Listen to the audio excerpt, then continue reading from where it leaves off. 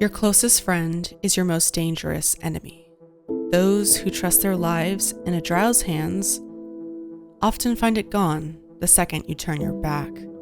Treachery, deceit, death. This is the drow way. The destiny of the drow is to conquer all, or so I was told. The lives of our subordinates and our slaves are regarded as mere coin in our hands. They are to be spent needlessly and often. To betray, you must first belong. Trust is for the foolish and the dead. Friendship is the mother of betrayal. Darkness is the father. Fear the darkness, yet shun the light. I have but one enemy, myself. I come from a wretched place, soaked in misery and sin, a place the light does not touch, where the Spider Queen reigns supreme. I hold none of Lolth's spirit within my heart, but she has long since laid claim to the innocence of my soul. When I was brought into this world, I was given the name ELVANSHALEE CELOFRAIE, of the fallen noble house of Celofraie. My house once sat on the great ruling council of Menzoberranzan, a seat only 8 of the noble houses are allowed to lay claim to, but that was well before my time. I only spent a handful of my first decades in the great drow city, but it was enough to be indoctrinated into the culture of my people, enough to wet my blades with the blood of the innocent. As the eldest daughter and sole surviving female of a fallen house due to the untimely passing of my birth mother, I shouldn't have existed. Or rather, I should never have been allowed to keep the surname Celofraie, even in secret. For when a noble house falls in Menzoberranzan, it is always at the hand of another noble house, and there are never any survivors. It is drow law that all members of a defeated noble house are to be publicly executed. The children, especially, are shown no mercy. According to my mother, she was spared from the slaughter as she had a great talent for the arcane arts, and was thus granted the surname Agrach Dir, the noble house that was responsible for my house's demise, and she was adopted into their family, already pregnant with me. A common tactic to grow one's house's power was to absorb the defeated house's slaves, servants, soldiers, and, occasionally, their talented daughters into their ranks. My dead name only serves as another shackle of my misery. My mother's resentment found its home in marks across my flesh and aches in my bones. She inflicted her fury so deeply into my emotional and physical conscious memory, I still flinch at the sound of the name Celofraie. As a female of my race, we are closest to Lolth's image, and thus we are afforded the greatest privileges within our society. Male drow are but vessels of their mistress's vile ambitions, used and discarded either as pawns of war or for the creation of heirs. Endless cycles of violence and needless cruelty are the foundation of drow society. Pain is a crude tool, but it is cheap and it is plentiful. All power is taken, none is earned, and not a soul is exempt regardless of social status. The Spider Queen enjoys watching her people suffer and encourages the breeding of it by whispering in her priestess's ears, her foul heart ever delighted by the savagery of pitting the houses against each other. For her, there is nothing sweeter than driving a knife through the back of a former ally, or a lover, or better yet, a family member. It's been only a century since I escaped, but there will never be enough time between the present and the horrors of my early life to ever make me feel truly safe from the hatred that was bred into my blood. Though all is not lost. Illustrate, the Dark Maiden, the last hope for all drow, embraced me in the darkness and led me from the sick labyrinth of the Underdark up to the land of light. She did not whisper in my ear as Lolth was wont to do, but instead only offered serene silence in the face of my worship to better hear the wailing of my soul that had always gone unheard. I have lived on the outskirts of the civilizations that reign under the sun, weary of the reputation my people hold among them. But I have relied on my sincerity, ever tainted, of course, by an undercurrent of manipulation instilled in me by my upbringing to get what I need from people. I have spent time trying to follow Illustrae's guidance, my goddess's domains being that of song, dance, swordwork, hunting, moonlight, and beauty. All things I do not possess or have only just begun to understand. I am lost in the abundance of Illustrae's compassion, and yet I know it shields me from the intimate, sacred malice of the Spider Queen. What's left of my soul has transferred between divine hands and may do so again in the future, but I know, deep down, regardless of who oversees my fate, I am still just a broken thing. Survival has always outweighed everything else, and even now as I finish my first century of life, it still remains my greatest weakness. It snarls from its cage like a leashed monster, and no matter how much I deny it, I will let it loose again and again and again to fight battles I fear I cannot win. For what is stronger than a will to survive? Trust? Friendship? Kindness? I've yet to see those prevail against the evils of my homeland, but a part of me so desperately wants to be proven wrong.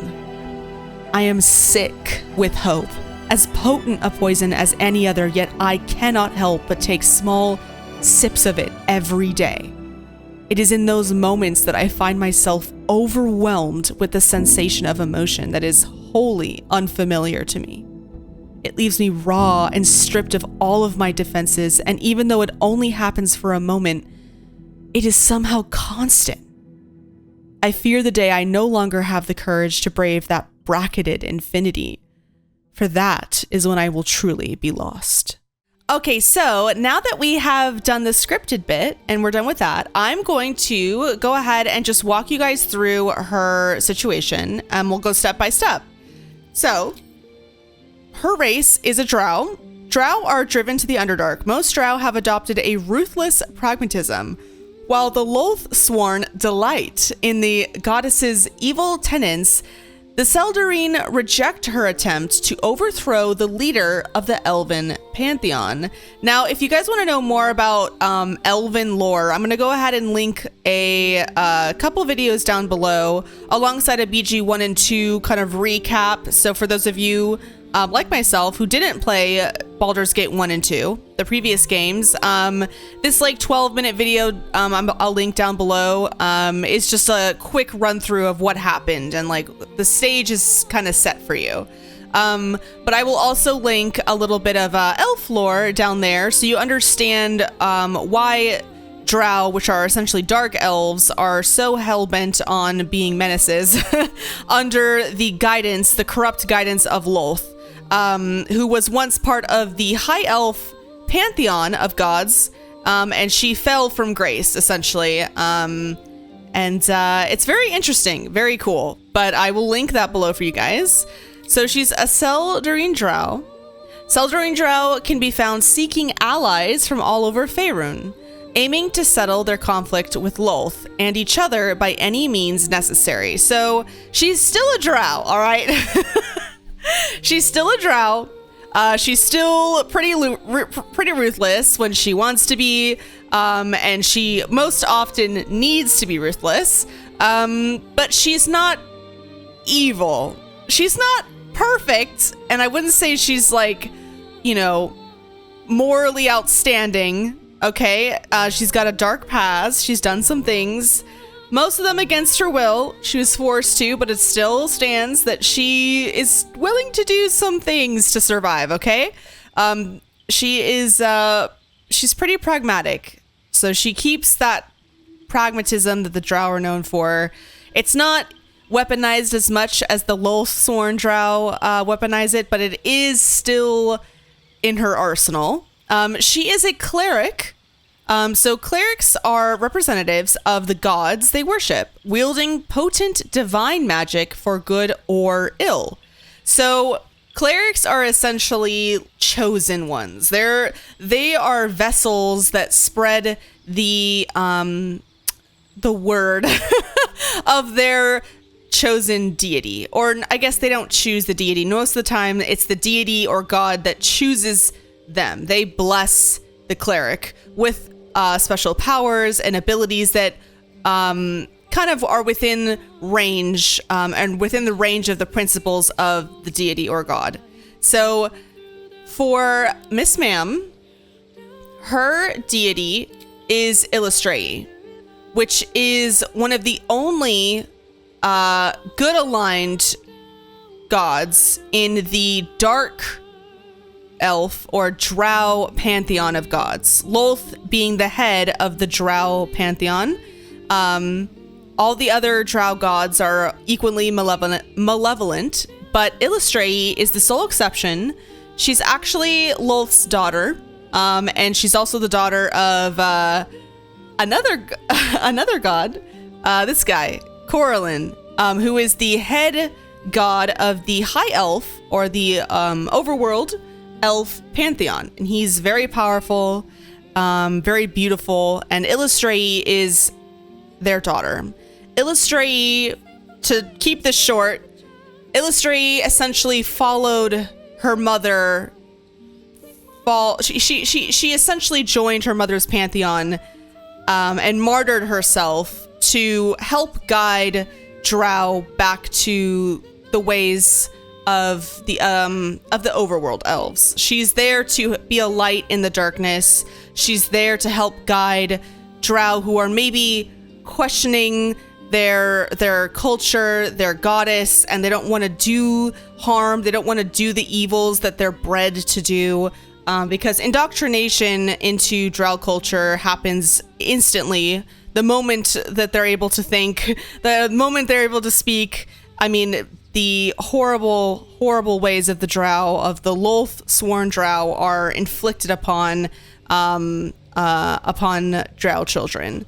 So ELVANSHALEE is there to try and save as many drow as she can. She's there to provide sanctuary and show them a different way of living. And in this case, ELVANSHALEE has chosen to touch our girl's life and guide her on a better path, because she was not happy where she was. Everything about her upbringing should have made her one of the most ruthless and evil creatures within her age, but it felt wrong inside. It always did, and ELVANSHALEE was there to take her away from that. So she is still tentative on trusting ELVANSHALEE. She does not trust gods. Aside from her being a literal cleric, she doesn't really trust in the bonds she has with ELVANSHALEE. She questions her worthiness of it. She doesn't really understand basic concepts like trust, friendship, compassion, because she's never seen those things in full force or at all growing up. So she's spent some time away from the Underdark. But she's got a lot of healing to do and a lot of mental gymnastics that she's got to do to rewrite some of the truly awful things that were implanted in her brain. So even though she has a pretty good sense of right and wrong, she still struggles to kind of see the value of softness, of caring, of gentleness when it comes to treating others, because there's merit in being kind. And where she's from, kindness is only weakness and seen as foolishness. It's scoffed at. It's the Lothsworn Drow are disgusted by things like kindness. So, yeah, she's she's kind of having to adjust. And Drow, regardless if they're Lothsworn or not, okay, Drow have very horrible reputations in the overworld. So anywhere they go, any civilization, they're instantly suspected. And honestly, rightfully so, because most Drow who are on the surface are part of raiding parties. So they're there to hunt and kill and steal and rape and pillage. When you see a Drow above land, you definitely should be running or fighting, because they are most likely there to kill you. So she understands why she's being ostracized, and she kind of keeps herself at a distance on purpose for this reason, because she understands better than anyone why there is so much fear regarding her people. So she doesn't hold it against anybody, but she's still very lost, and she's very powerful, but she doesn't really understand why she's been gifted the abilities that she's been gifted. And this leads me into her background. So I went with Outlander.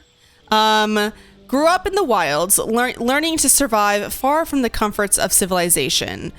Surviving unusual hazards of the wild will enhance your prowess and understanding. So I went with this mostly because she spent a lot of time training when she was in the Underdark and living in Menzoberranzan.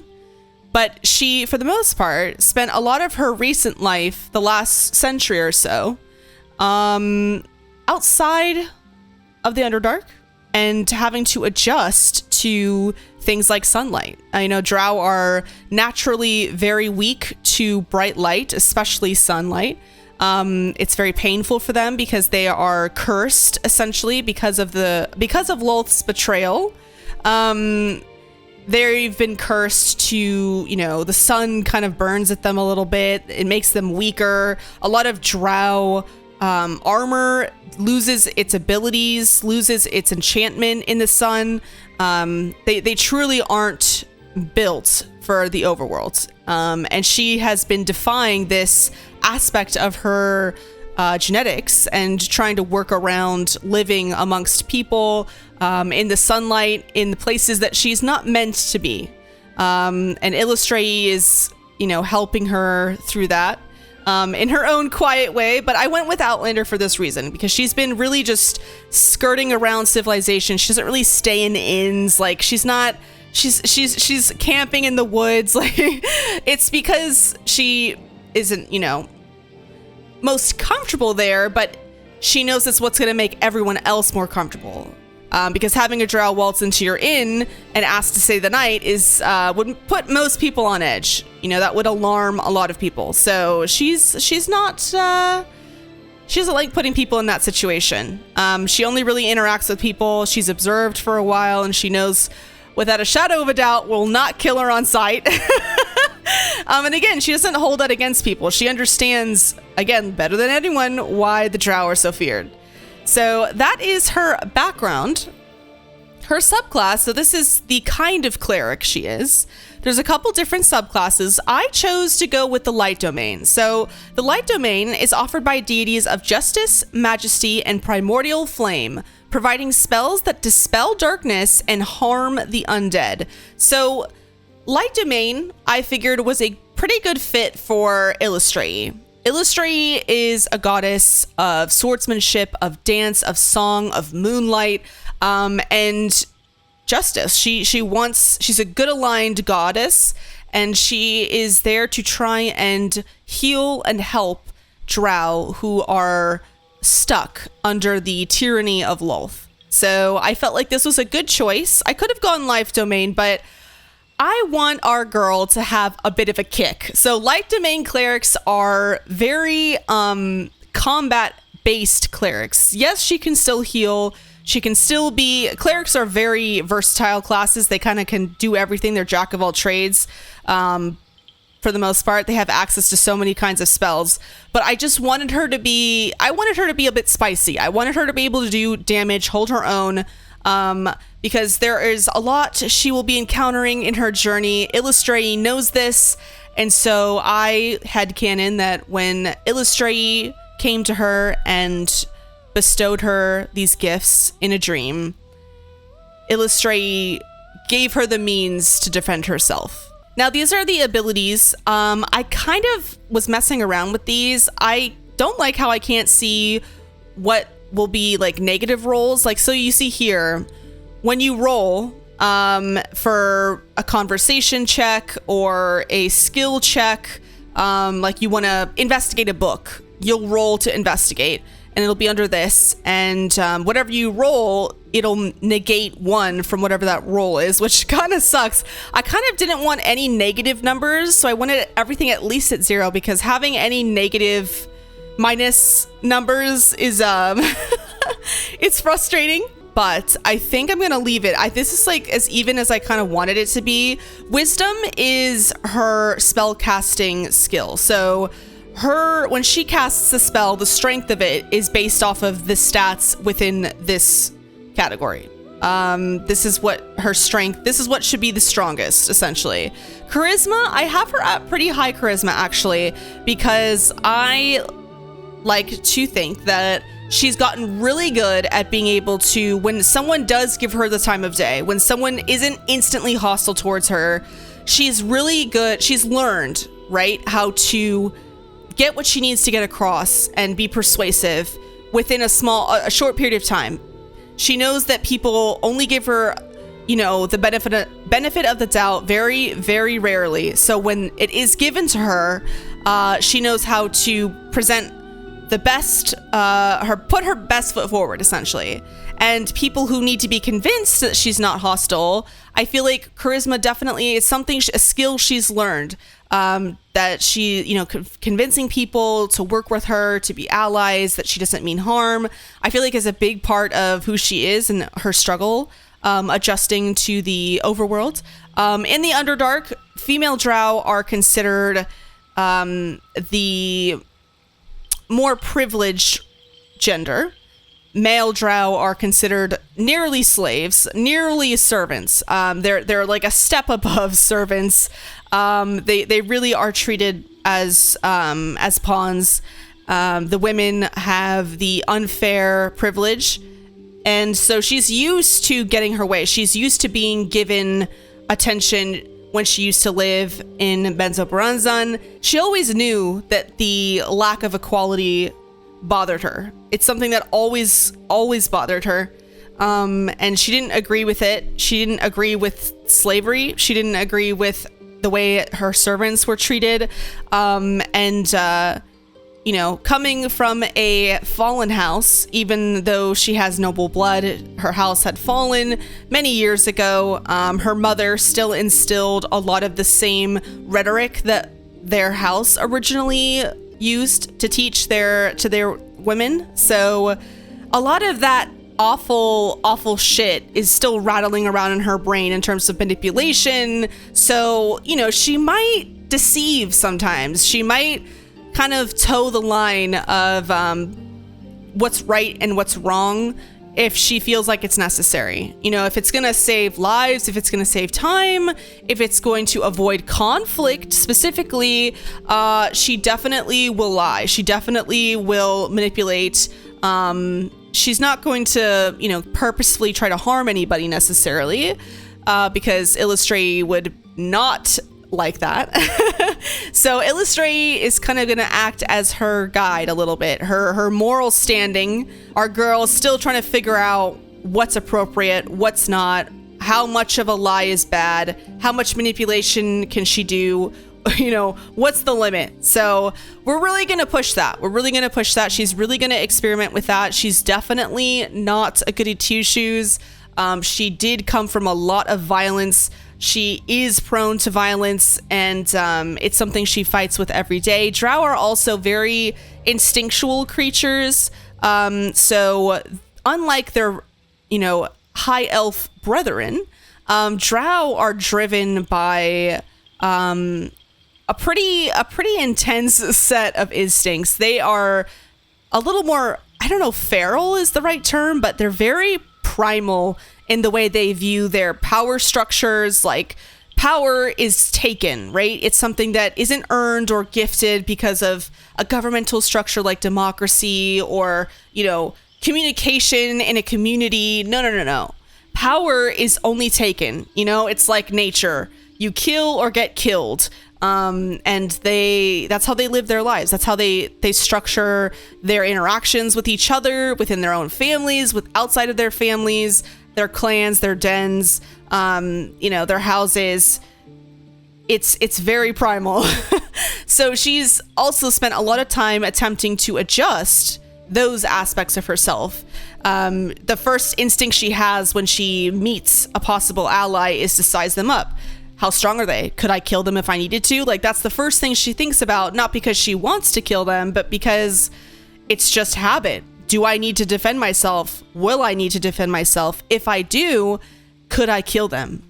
Could I end their life first? Or are they stronger than me? There's a group of people that she's with. She tends to, like, form her own hierarchy in her head, just based off of just traumatic childhood shit. She's like, okay, who's the hierarchy? Who's in charge? Am I in charge? Who's leading? It's just part of how she analyzes the situation, and how it helps to position where she stands with people is based off of, like, strength or power. Not strength always necessarily physical strength, but like just power in general. And she kind of just tends to, I will lead if I'm the strongest. I'll take a step back if I realize I'm not the strongest. And of course, this is something she can work on. But she still has this very, like I said, very pragmatic, very primal way of analyzing people that ELVANSHALEE is trying to coax her out of. Because again, ELVANSHALEE is a goddess who celebrates things like dancing and song, you know, art and self-expression, which are things that our girl isn't familiar with. Art is not a thing in Menzoberranzan. Like, self-expression when it comes to expressing emotion or care or a relationship with somebody doesn't exist. Self-expression is murdering your rival or stabbing your sister or brother in the back because you want their privileges or you want what they have or you want their status. You know, that it's always about getting something, and the price is always death, whether it's your death or the person you're trying, whoever's power you're trying to attain.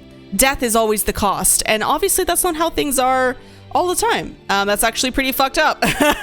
So she's still learning that. She's still learning that she doesn't have to kill for everything. That she doesn't have to always be so on guard when it comes to people offering simple pleasantries like a hello in the morning. There's no underlying manipulation. They're not trying to put her off her guard so they can sneak by and stab her in the back later. You know, she still has that very trigger happy, very sensitive mindset when it comes to trusting people. She has horrible trust issues. It takes a lot for her to trust somebody. She barely trusts herself. You know, she barely trusts herself. She harbors a lot of self-hatred, and I don't think that it would be easy for her to open up to somebody. And if someone ever did get her to open up, it would be a pretty amazing feat.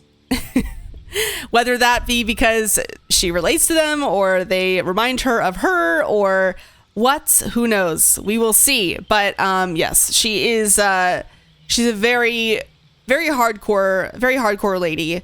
She looks very soft, very sweet.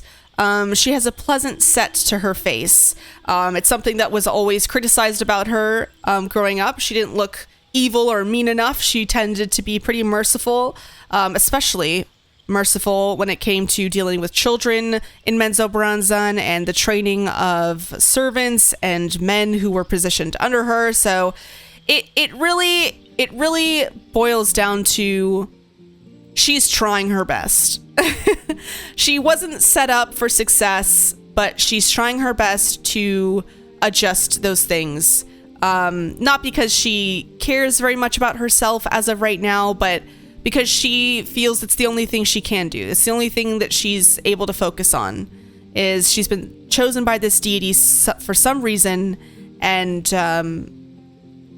she's doing her best with her life in the only way she knows how, outside of what was taught to her, which she is desperately attempting to avoid. So yeah, I think that's a good starting place for Miss Ma'am. Oh, here we go. Okay, cool. So this is, as I introduced before, this is ELVANSHALEE. We're gonna leave her last name out. We're just gonna put ELVANSHALEE. She doesn't like her last name because it's a dead name, right? It's her deceased house. It's a house she never was even a part of. Her mother was a part of it, and ELVANSHALEE wasn't even born when her house Celofraie was going strong. Her last name is dead to her. It's dead to Menzoberranzan as well, but her mother was a spiteful, cruel, and prideful woman. She doesn't even really like to go by ELVANSHALEE. She tends to, after she initially introduces herself, she tends to just say, just call me El. Simplicity is best. She still is very confused about who she is and who she wants to become and what her goals are. So the simpler, the better. And it's very pragmatic of her. Just call me El. But to us, we know her as ELVANSHALEE, but I will be calling her El a lot throughout the campaign. I put a little amethyst at the end of her hair. I was originally going to go for maybe some curls, but I think the long hair is something she retained from her past. She considered cutting her hair because long hair is a sign of youth, of beauty, where she comes from, and it reminds her of her mother a little bit, but there's something about it. She can't quite get rid of it. Hair holds memory in a lot of cultures, and I think that something within Elle tells her to not cut her hair. When she became a cleric of Illustrae, she got this amethyst tint to her hair a little bit. This is not something that she was born with, but she's been touched by Illustrae's grace, and it shows in the slight tint at the bottom of her hair. And it's kind of like healing what all this length holds. It's been cleansed a little bit, which is why I think she hasn't cut it off. So I feel like the straight pulled back, no flyaways, very, very pragmatic. It's still simply beautiful, like it's elegant and simple, but it's out of the way because she does do a lot of fighting. So I kind of wanted to play into that a little bit, because I was looking at a couple of hairstyles that had more like, hair around the face, and that's just not Elle. It's too much in the face. It's too much in her face. She would get very frustrated in a fight very quickly. And so I think the long ponytail is a good choice for her, and I think this is how she would wear it most often. Honestly, I just wanted to be able to come on here and like just blabber about her a little bit. It's a little disorganized. I wrote a script earlier for this purpose, so you had a little more cinematic introduction to her before I came on here and just like blabbered about her for like 10 minutes. But I hope you've gotten like a good understanding of who she is and where we're at right now, and how she kind of thinks, how she kind of sees the world. Obviously that's going to change, and she is going to meet a lot of interesting people on her journey. You're going to see a lot of her. She is going to be, she's very special to me. And I've spent a lot of time crafting her and sprinkling a little bit of myself into her, and also making her her own person. You need a guardian. Choose one.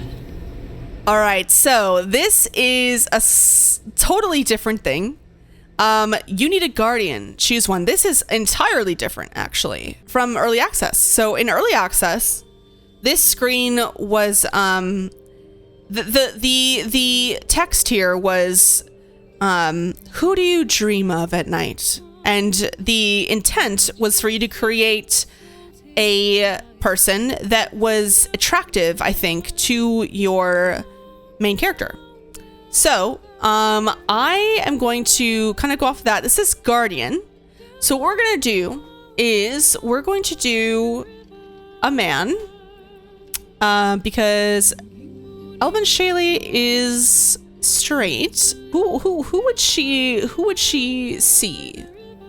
Who would she be most likely to be tempted by? We're gonna go with a half elf, actually.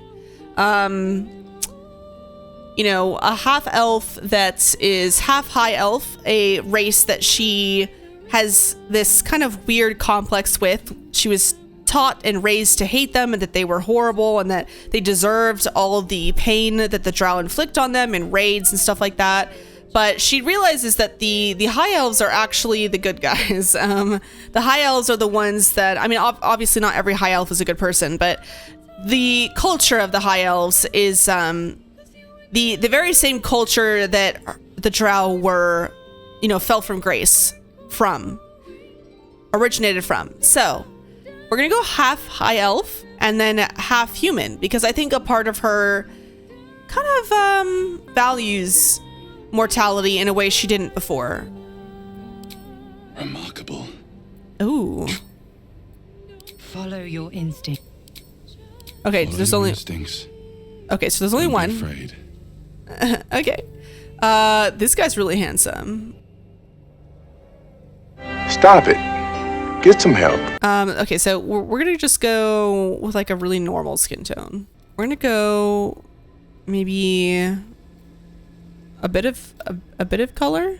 We'll go a bit of color. I'm not really putting much thought into this, but I am putting enough thought into, like, maybe, you know, in her moments of quiet, you know, when she did maybe consider that the possibility that someone might want to be a partner to her, a life partner. I feel like it would be something like this, kind of like a mushy, mix matched, you know, complicated boiling pot of her insecurities, her wish to be something she's not, and the fantasy of appealing to a kind of person like a human or a high elf that she knows she would immediately, realistically, she would immediately spark disgust for the most part, if she ever came in contact with a high elf or a human. So it's kind of like a culmination of her insecurities, that this represents everything she can't have. And she knows that. Okay, so we're not going to do any of that. We're just going to keep it pretty simple. We're just going to keep it simple. We're going to keep it simple because I don't think she spends a lot of time daydreaming. We're just going to do some pretty brown eyes, maybe, or maybe should we go something or like green eyes? This is looking exactly like my other OC is the problem. This is looking exactly like one of my other OCs for this game that I'm going to do at some point. Like literally exactly like one of my other OCs. It's okay. It's a precursor. It's fate. We'll do a nice green. That's cute. Oh, okay. So, oh wow, it's giving Legolas. Oh, this is actually kind of noble looking. He looks very elf-y like this, doesn't he? We could do this. That's a little more it's less. It's a little less, but it's still very noble, very elf-like, very roguish. This is very, ooh, actually, this kind of looks fire. Listen, I'm always for a dude with long hair. Ooh, this looks this is literally exactly what my other OC looks like. This is exactly what he looks like. I'm so dead. Should we do it? Let's have him look exactly like my other OC. No, you know what? Actually, let's change it up. Let's change it. I thought it was going to be funny, but I think we should change it. His face is just too similar. We'll go with a different face. Because this is a face that I want for my other OC. So we're going to keep it a different dude. Plus, this guy looks a little more, he looks like he's a little more human in him than the other face. The other face was so handsome, very handsome. He's very handsome too. I mean, honestly. Okay, these are not working. Let's see. Not the right vibes.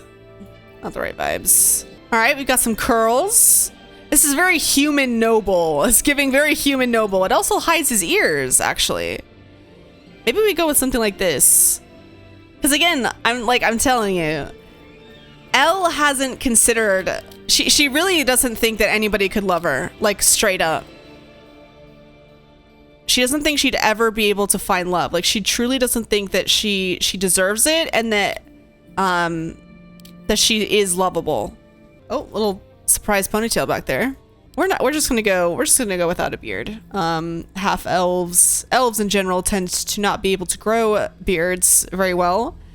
And we're gonna he looks a little more elf-y without one, so we're gonna go with that. We're not gonna go any tattoos.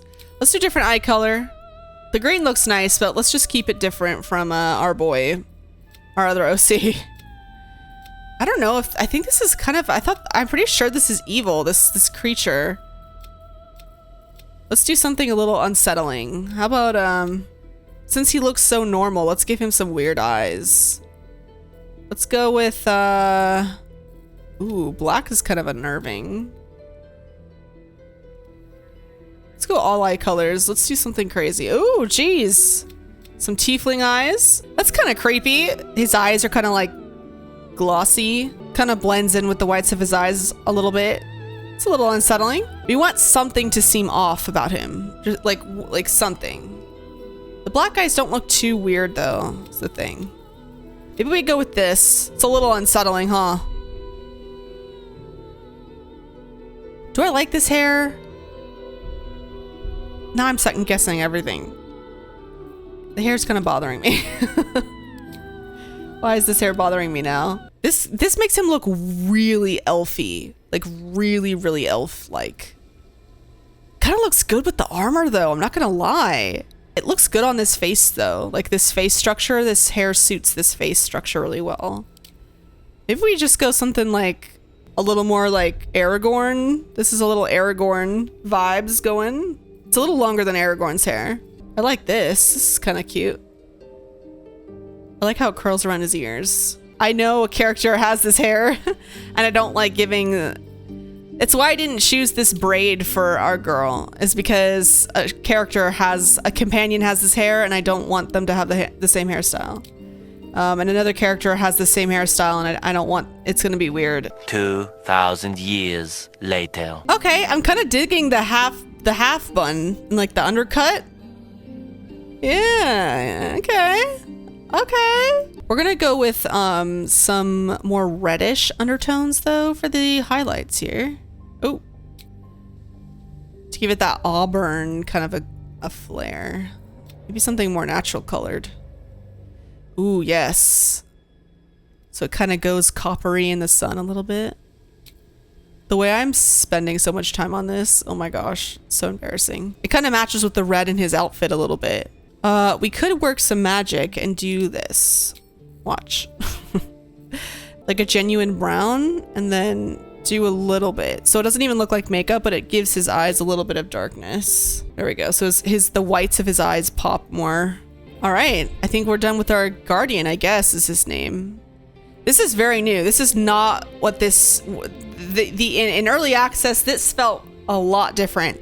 In early access, this was very obviously bad. This is like a bad influence. But guardian is different. It's a different term. So I'm not sure what to expect. We're gonna maybe we're gonna see this guy quite a lot. We didn't see him very much. See them very much in early access. So this is different. All right, I just want to do one more check on our girl. Everything finalized what I want to see. Oh, okay. So this is kind of unnecessary, but the spells I've decided to go with out the gate is Guiding Bolt. This is one of a cleric tried and true, very strong spell. Does a lot of damage. Bless. So this is essentially a support spell. It buffs her companions. Inflict wounds. So she's still got a nasty side. She can touch a creature and inflict a lot of damage to them. And then Healing Words. So this is utility. She's going to keep her friends up just in case. Bane is another one I was considering, where you essentially debuff your enemies. but I figure she is going to focus more on protecting her and her own, her and herself and her friends is her goal, and make them stronger, make herself stronger, make them stronger as a unit. So that's why I went with Bless over Bane. I'm going to do a lot of role play is going to have a huge part of how I maneuver combat encounters. So I might not always do combat in the most tactful way.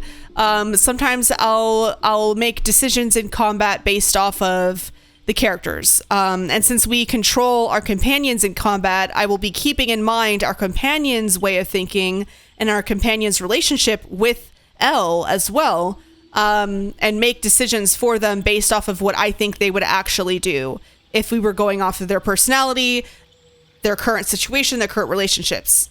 So just a heads up, we're going full RP. So if we lose a fight or two because we're doing things a little more role play based, then we'll just have to deal with it. All right, so ELVANSHALEE, perfect, and this guy's all done. All right, we are ready. Venture forth.